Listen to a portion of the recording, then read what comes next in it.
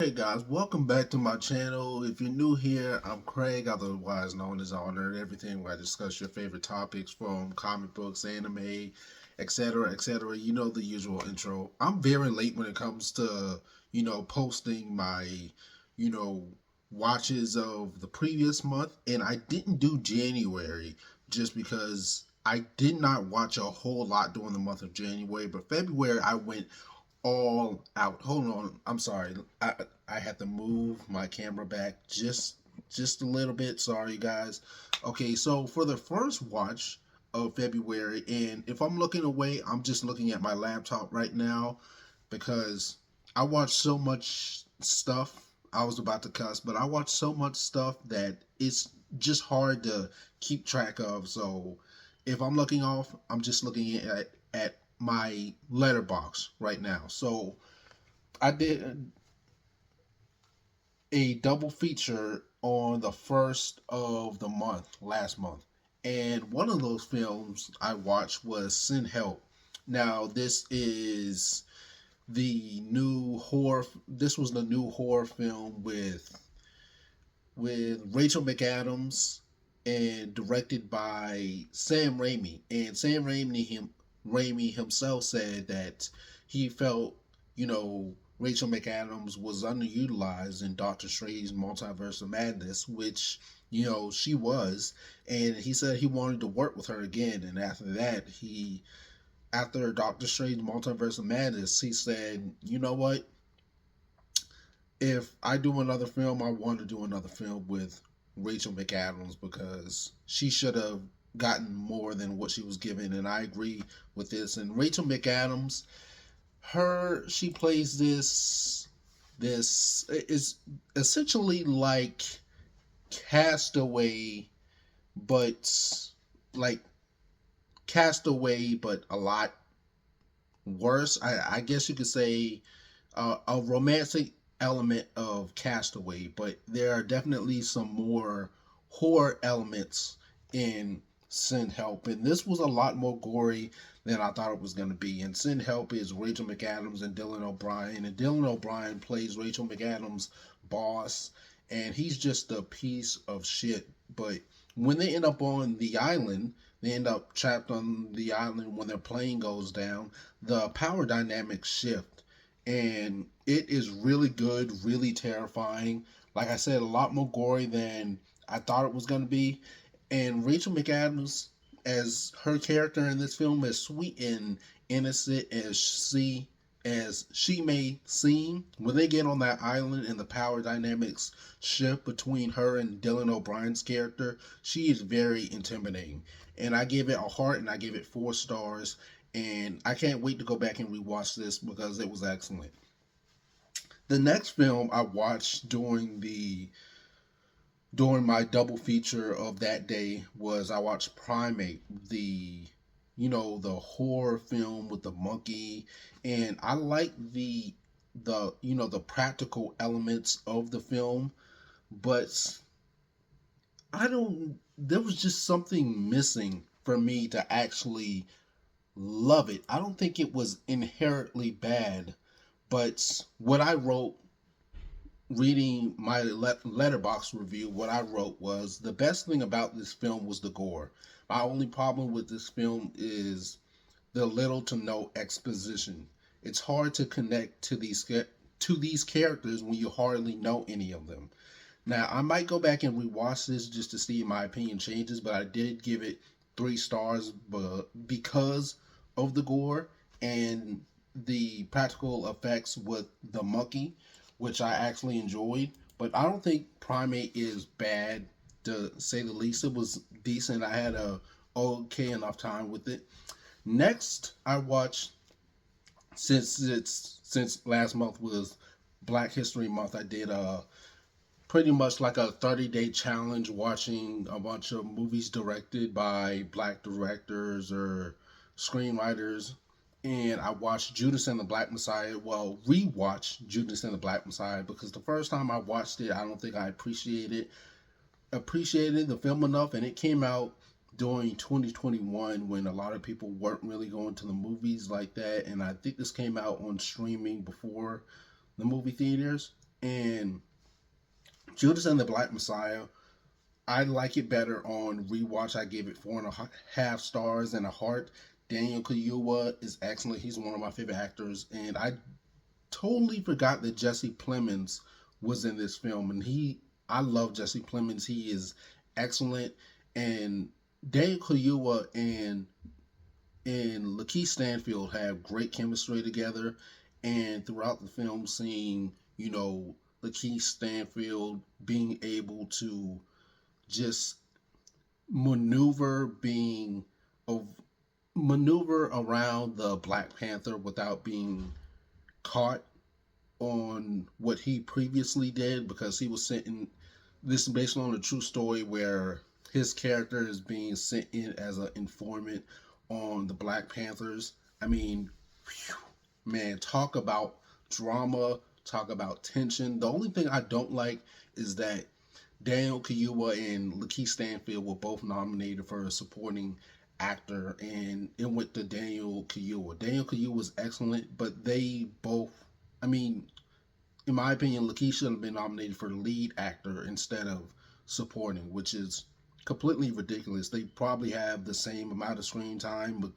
Lakeith is the lead, so he either should have been nominated for lead or they both should have been nominated for lead. But other than that, Judas and the Black Messiah, excellent. Like I said, I gave it a heart and I gave it 4.5 stars. And next, I watched Blade. Well, excuse me, rewatch Blade. And this one, I still love Blade. I mean, Blade walked so a lot of your favorite Marvel movies could run, whether it's Spider Man or X Men or Iron Man, Captain America, or Fantastic Four. You wouldn't have a lot of those Marvel movies without Blade. Blade saved Marvel. It's gory. I love the action. Wesley Snipes is a badass. Gave it a heart. Gave it 4 stars. Still love Blade. Next, I rewatched Us. And Us by Jordan Peele, released in 2019.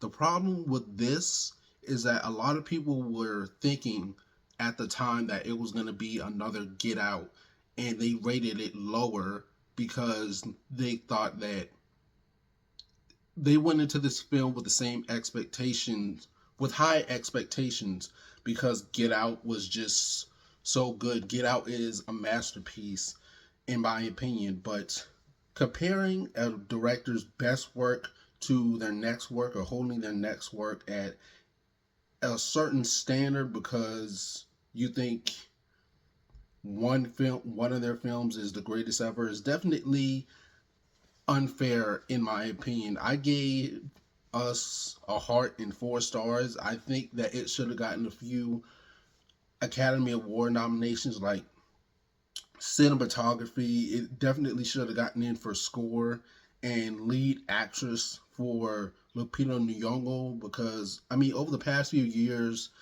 the Academy has warmed up to horror and are accepting horror films a lot more than they used to, because just like comic book films and action films and even comedy films, horror has been widely disrespected and ignored by the Academy. But Us is a great film. I still enjoy it, and it's completely terrifying.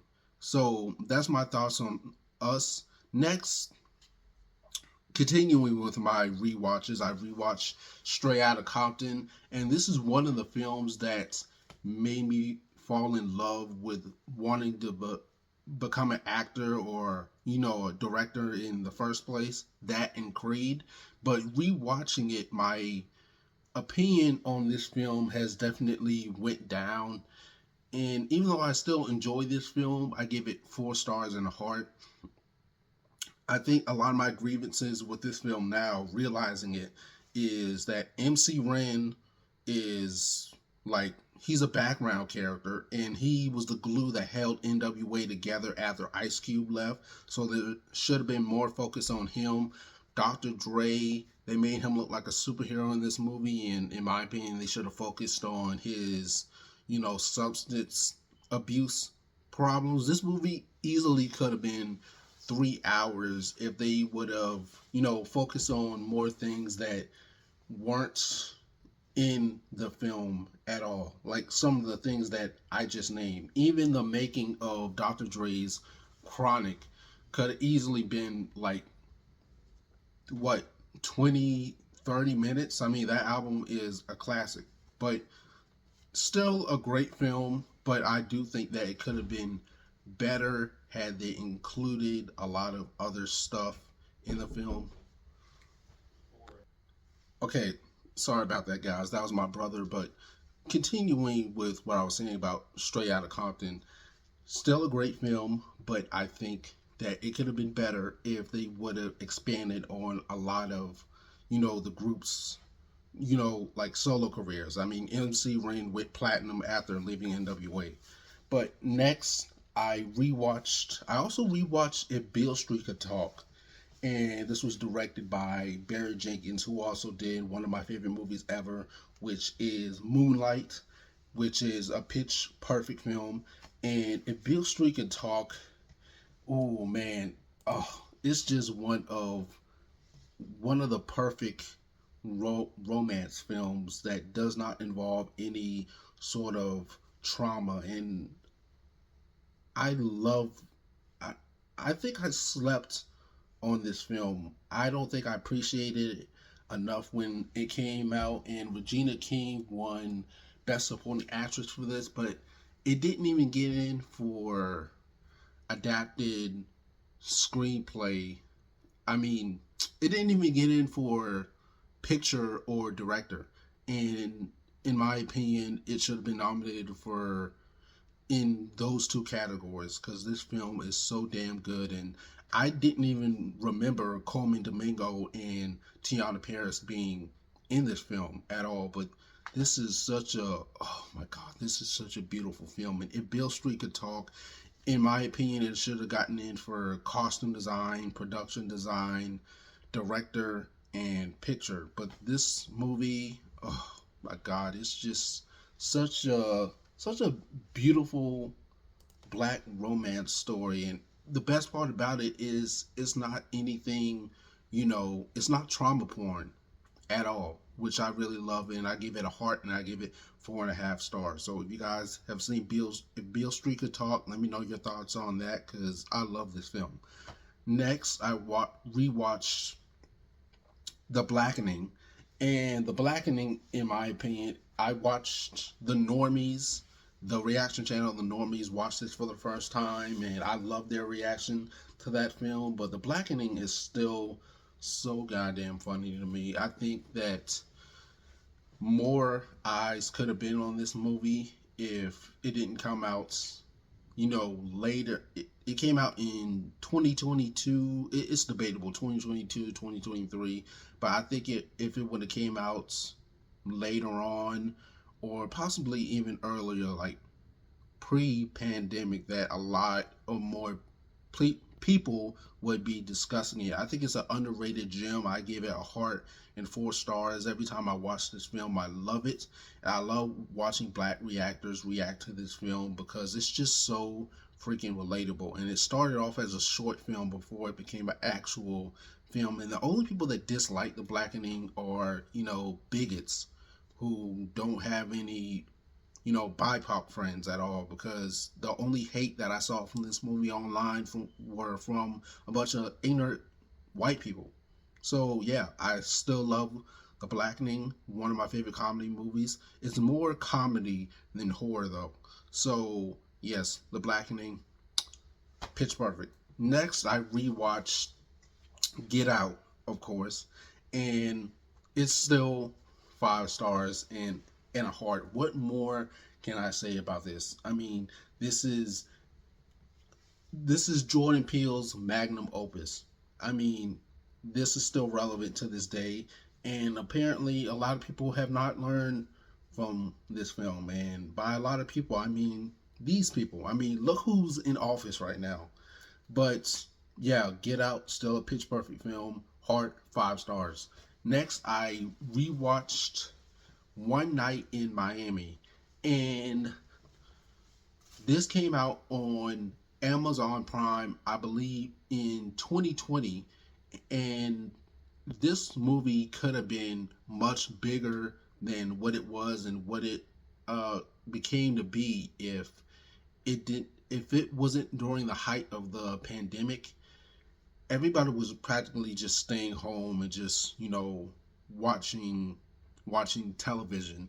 But I feel like One Night in Miami, it's adapted, or it's adapted. It's a stage play adapted by Regina King, and Regina King is one of my favorite actresses. She is absolutely, excuse me, she's absolutely amazing. And One Night in Miami depicts four legends in Sam Cooke, Jim Brown, Malcolm X, and Cassius Clay, who would later become Muhammad Ali, who discuss their different perspectives on what's going on in America, whether it's, you know, white supremacy or, segregation and colorism. No one knows exactly what went on that night between those four iconic black icons except the people that were in the room that night. But this film is excellent. I think that it did not get the love that it received when it came out. I don't think a lot of people really paid much attention to it just because like I said, it came out during the pandemic. I think if it would have came out, you know, after movie theaters were recovering, whether it was 2023 to now, I think it would receive way much more recognition than it did. It got a couple of Oscar noms, but I think it deserved more, and I give it a heart and 5 stars. I have it on Criterion, and if you guys have not seen One Night in Miami, in my opinion, it's one of the best stage plays adapted onto the big screen. I love this film. It's on Amazon Prime if you want to watch it. If you want the physical copy, order the Criterion on on uh, on Barnes and Noble.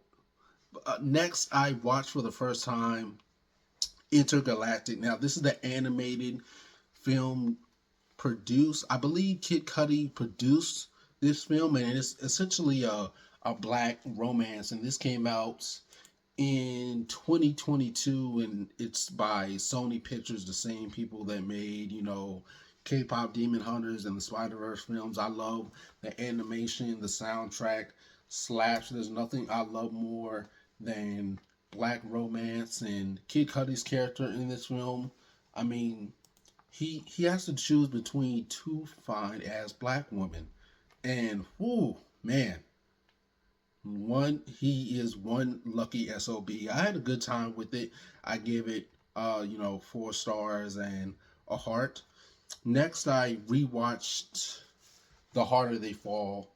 And The Harder They Fall, we need more black westerns like this, because I remember everyone was so up in arms and in excitement, that is, when we got a black western in at the tail end of 2021, and it received a lot of award noms. I think it should have gotten in for, you know, for the SAG Awards and, the other major award ceremonies, but usually a lot of those award shows ignore streaming movies, despite how big they may be.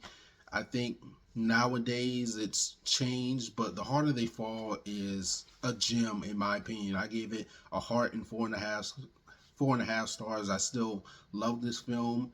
In my opinion, is excellent. I love the soundtrack. The ensemble cast is phenomenal with Jonathan Majors, despite the crazy stuff that's happening with him now, and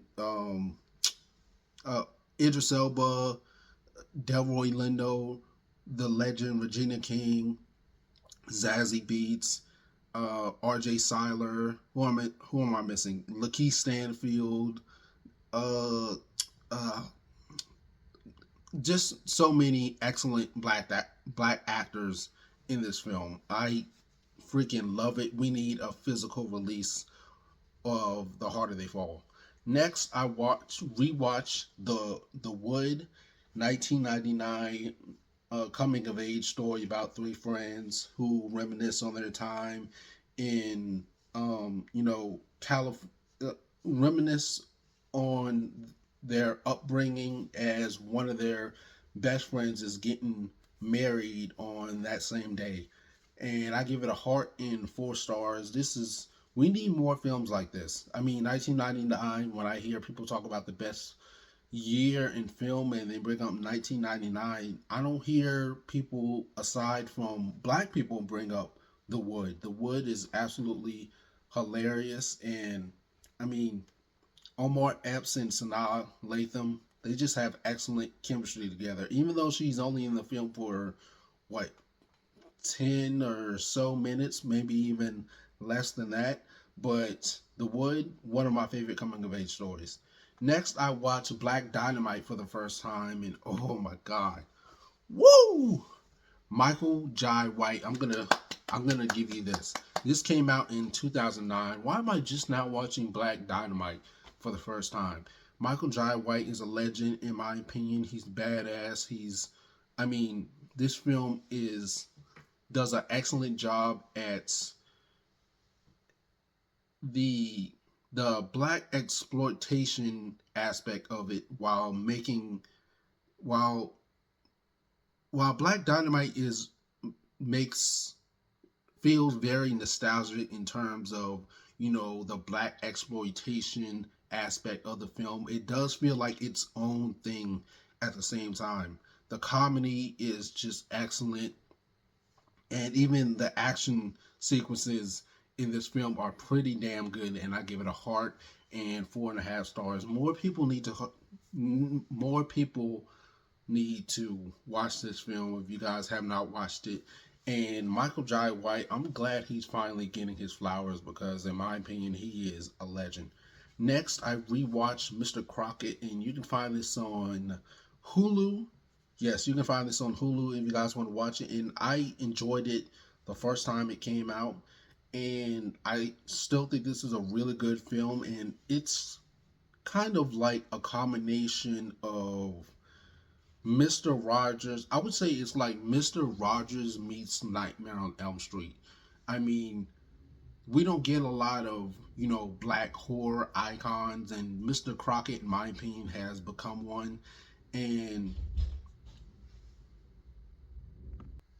once again, guys, I'm sorry about that. But like I'm saying, Mr. Crockett has become in my opinion, he has become a horror icon. I mean, I would put him amongst, Freddy Krueger, uh, Jason Voorhees. If you guys have not seen this, if you want like I said, like a Freddy Krueger meets like Mr. Rogers, that's essentially what Mr. Crockett is, and I give it a heart and 4 stars.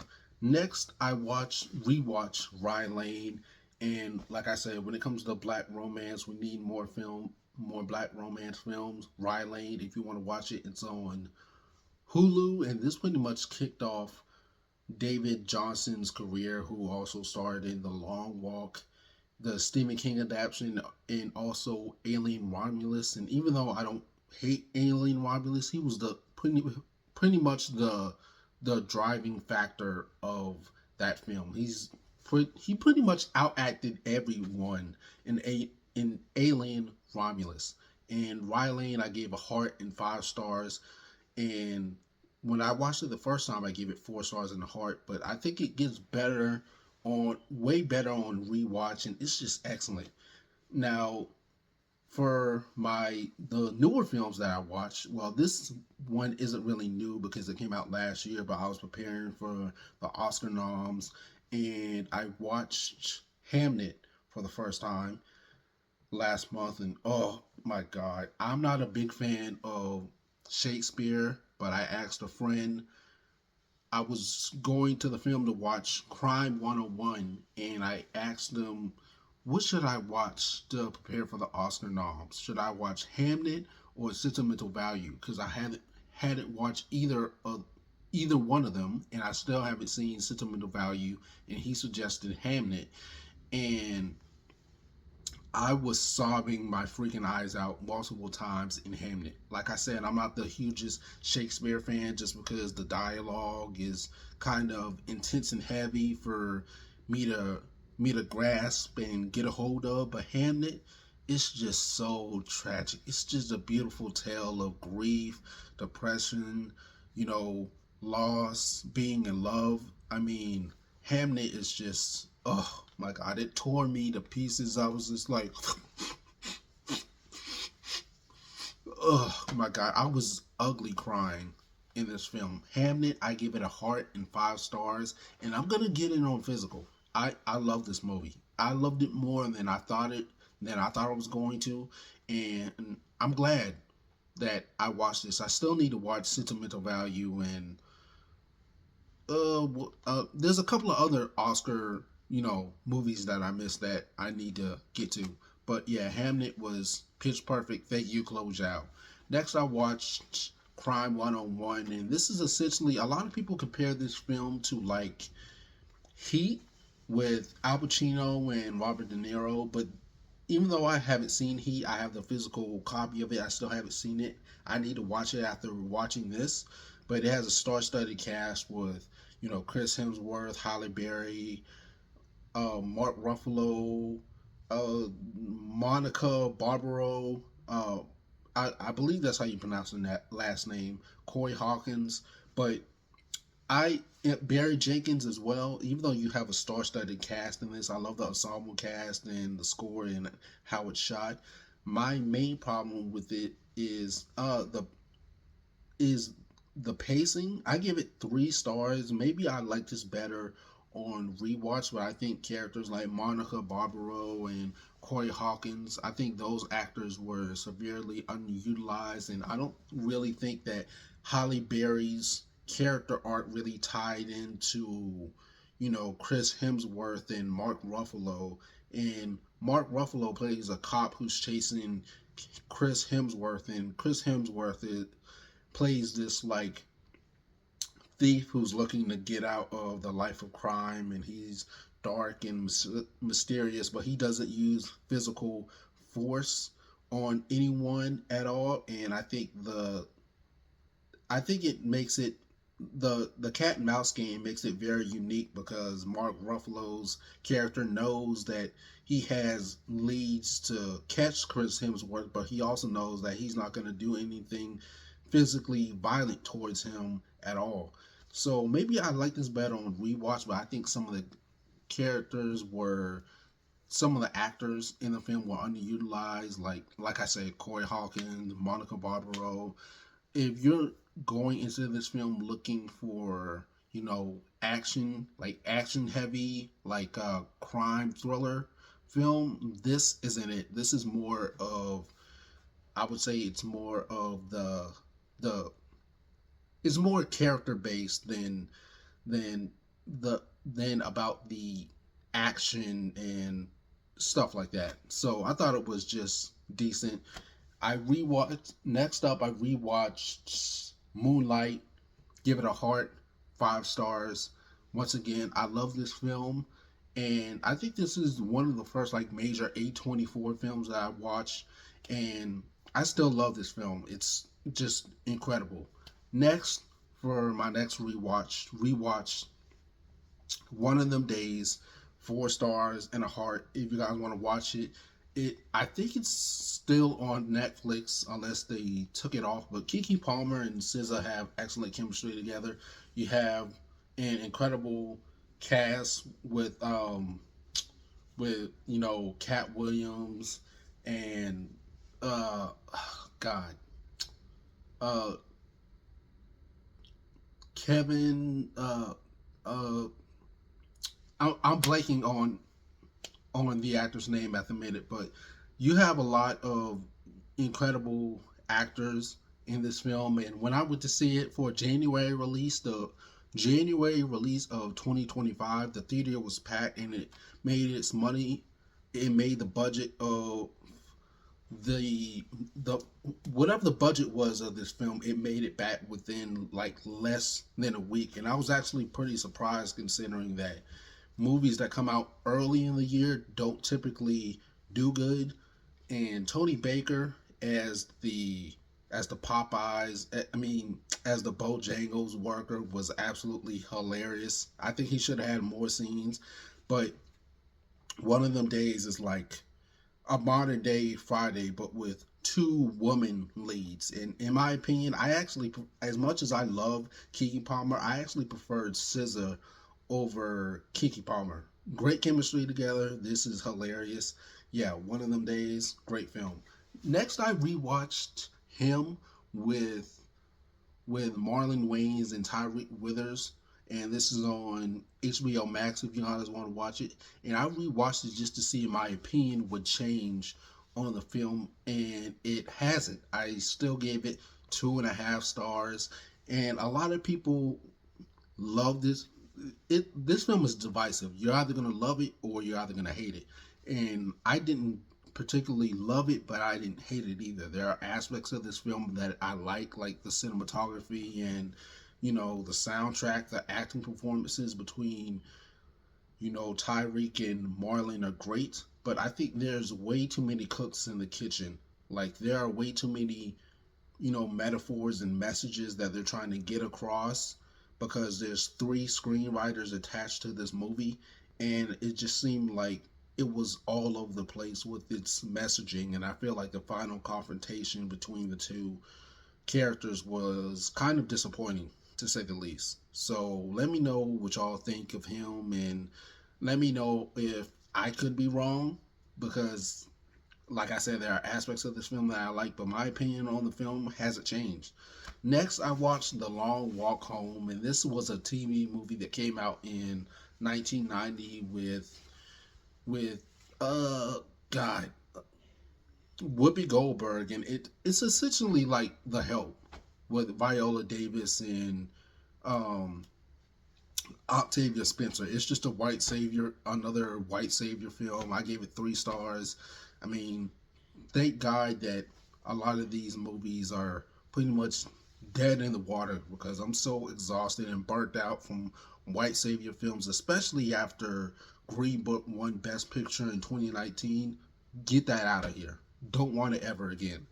Next, I rewatched one of the greatest animated films ever, and that is Shrek, in 5 stars and a heart. And I rewatched this after that chick said on TikTok that there was this video making the rounds where this woman said that Shrek is a cautionary tale. I'm like, Shrek is a black man fighting against racial stereotypes and white supremacy, and Fiona is a biracial black woman who's denying her black side and doesn't accept her blackness until she meets Shrek and falls in love with him. And yeah, so yeah, Shrek. I still love this film. It is aged damn near perfectly. It is still hilarious from beginning to end. Beautiful romance story, and it says a lot without bashing you over the head with the message. So yeah, Shrek is perfect. Next, I rewatched Black Klansman, and I gave this a heart and 4.5 stars. Now, there's some. This was John David Washington's breakthrough performance, and he's excellent in this film, and he's also excellent in the piano lesson. And who man, I think that this film should have been the Academy Awards Best Picture. I mean, Green Book over Black Klansman. I mean, they had to give Spike Lee an Academy Award for something after screwing him over for almost what 2, 3 decades at least. I mean, in my opinion, he should have won for Do the Right Thing and Malcolm X, but he was snubbed for both of those films, and they gave him an adapted screenplay for Black Klansman because they were like, "Oh well, we have to give him something. Let's give the white savior story another Academy Award," even though those movies don't do anything for people of color at all. Black Klansman, excellent. I mean, this film is excellent. I love it. I mean, there are some liberties that are taken within the story, but for the most part, it's pretty accurate. with, you know, John David Washington's character, you know, being the first black man to be a police officer in, I believe it's Colorado, but let me know if I'm wrong. And also, you know, him invading the, going undercover from the Triple K. I can't say it from the Klan, but I gave this a heart and 4.5 stars. Continuing my rewatches, rewatch Sinners and Heart 5.5. I mean 5 stars. I still think that this movie is perfect, but in my opinion, it should have won director and picture at the Academy Awards. I mean, one battle after another. I mean, yeah, it's great, but it does not touch the messaging of Sinners, and I'm just sick of black directors constantly getting snubbed for best director. We have still not had a black director win that category. So yeah, Sinners still one of my favorite movies, and congratulations to Michael B. Jordan for winning lead actor. He definitely deserved it. Next, I watched Blank Man for the first time, and this is the superhero movie, the comedy superhero movie with Damon Wayans and David Allen Greer. And whoo, man, this one was not my favorite Wayans film. I watched this for the first time, and man, whoo, this one was a doozy. I love the Wayans, but this was just like over the top goofy. I gave it 2 stars. I really wanted to like this, but it was just on the borderline of ridiculous. They went above and beyond to try to make Damon Wayans look like a nerd just by having suspenders and the Urkel glasses and have him talk like this, talk with a lisp. So I'm like, not all people that are nerdy talk like that. I mean, a nerd could be somebody that looks like they can fold you in half. I mean, come on now. So yeah, Blank Man, I thought it was I gave it 2 stars. Next, I rewatched Mo Better Blues, and I gave it a heart in 4 stars. A criminally underrated film in when it comes to Spike Lee's filmography, and I think that this made a lot of black women fall in love with Denzel, and I guess you could say the Denzel sex appeal because when I mean Mo Better Blues is like the height of Denzel after the Academy, after he won Glory. It was pretty much he was going on his success was just riding like this. But Mo Better Blues, I mean, it's a shame that we didn't get to see that we have not seen Denzel and Wesley in a movie together since then, or even Denzel and Samuel Jackson in a movie together. I mean, three of the best actors that happen to be black, and they have not had a movie together since this. But I mean, whatever. Next, I rewatched They Clone Tyrone, and I give it a heart 4.5 stars. Like I said, when it comes to Netflix disrespecting, when it comes to Academy disrespecting, you know, streaming movies, this was a picture perfect streaming movie. And it's unfortunate that this was ignored because this came out during the weekend of Barbenheimer. So everyone was talking about that, and this one kind of went under the radar. I think the could have done a better job at the release date because the timing of it was just unfortunate. I think if it was up to me, it would have been an an easy award nomination for, you know, original screenplay, score, cinematography, costume design, director, and picture. And for supporting, even Tiana Paris, in my opinion, she held the movie down. So They Clone Tyrone, excellent film. If you guys want to watch it, it's on Netflix. 4.5 stars and a heart. Next, rewatch Nope, and this is still one of my favorite Jordan Peele movies. Get Out is his best one, but Nope is my personal favorite. 5 stars and a heart. Excuse me. Now I'm just looking for the next Jordan Peele film. Daniel Kaluuya and Keke Palmer have excellent chemistry together. I love the visual effects, the cinematography, the score is great, and the twist with the alien and the alien being connected. Well, the UFO being connected to how humans treat humans treat animals, even in the the the film the film, I guess you could say, the film community, or the film in Hollywood, how people treat animals. And um I'm glad that they went more practical with a lot of their animals that they use in films, and instead of using actual animals, because to me it's just cruel and unusual.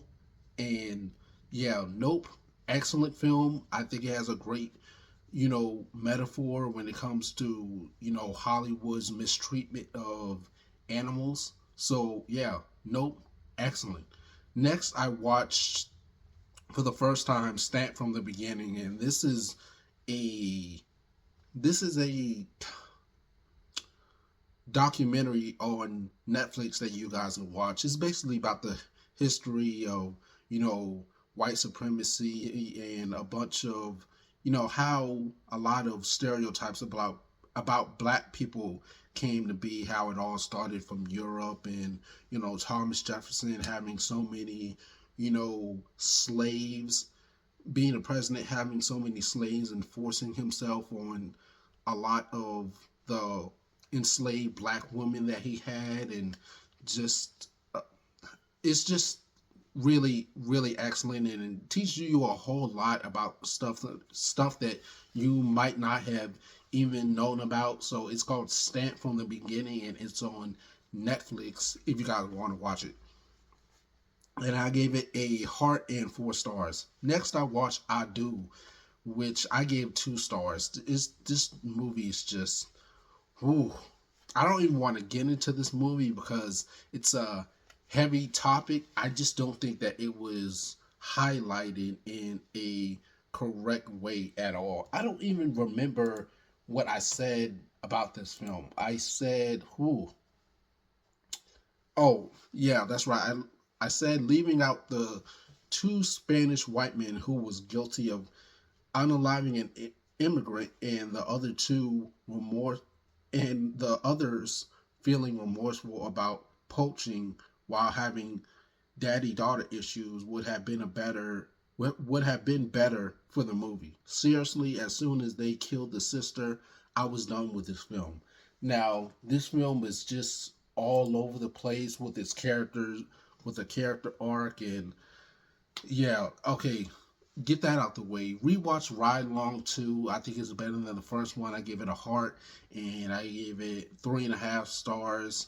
I mean, it's Kevin Hart and Ice Cube. Ice Cube does a really great job of playing the straight man, and yeah, Hart 3.5 stars. And the very last thing I watched was Shirley with Regina King, and Regina King, I gave this 3.5 stars. I thought it was decent.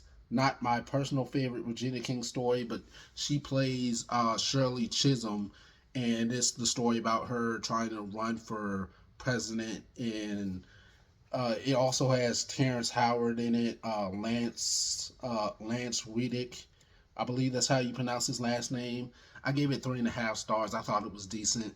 But this, if you guys want to watch it, it's on Netflix. But that's everything I watched in the month of February. Let me know what you guys watched in the month of February. What did you like? What did you dislike? Until then, leave your thoughts and leave your comments below. Until then, don't forget to like, comment, subscribe to stay updated with more movie, TV show, and comic book news and reviews.